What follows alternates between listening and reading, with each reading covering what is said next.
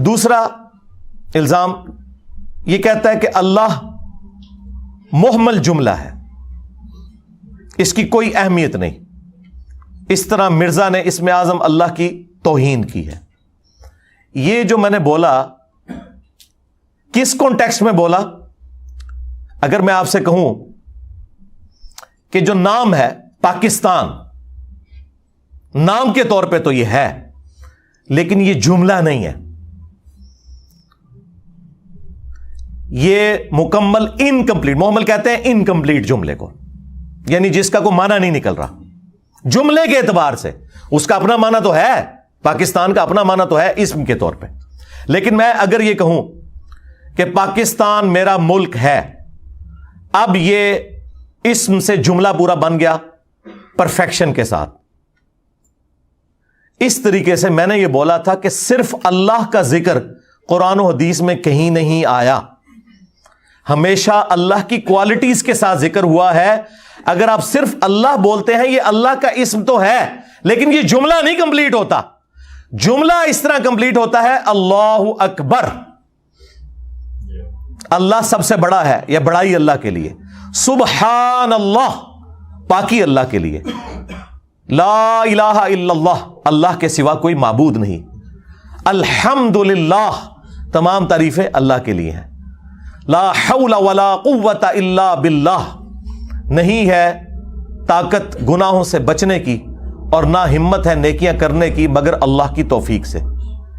نبی علیہ السلام نے ہمیشہ اس طرح جملے تعلیم فرمائے ہیں، اور میں نے چیلنج کیا تھا صرف اللہ کا ذکر نبی علیہ السلام نے کسی حدیث میں تعلیم نہیں فرمایا. تو اسی حدیث کا ڈونا منو جھوٹا کرنا جاتے، اس کا کیا مطلب ہے کہ میں اللہ کے نام کی توہین کر رہا تھا؟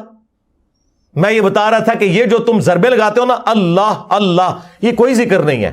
ذکر ہے اللہ اکبر، سبحان اللہ.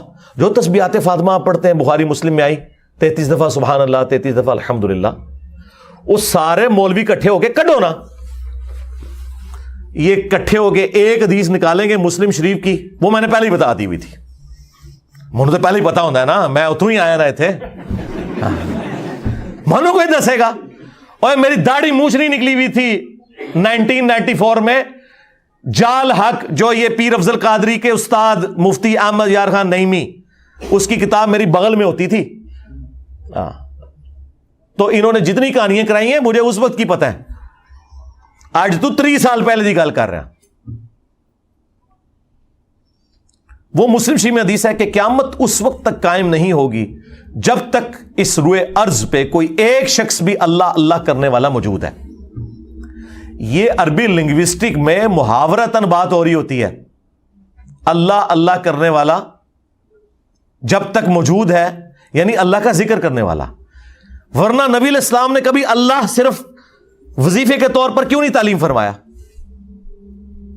وہ محاورے کو لے کہتے دیکھو جی حضور نے کہا کہ اللہ اللہ کرتا ہوئے گا، اللہ اللہ کریں. بس ہم بھی کہتے ہیں نا، نماز پڑھنے بھی جائیں تو اسی کے کہنے ہیں اللہ توبہ کر آئیے، اللہ رسول اللہ نہ لائیے. تو اس کا کیا مطلب ہوتا ہے کہ ہم یہاں کے کہتے ہیں اللہ محمد اللہ محمد اللہ محمد، اللہ رسول کا نام یہ مراد ہوتا ہے، یا اس سے مراد ہوتا ہے ہم نماز پڑھتے ہیں اس میں درود شریف پڑھتے ہیں، یہ ہوتا ہے؟ آپ کو سمجھ آئی بات کی؟ اور انہوں نے پکڑ کے گستاخی بنا دیا.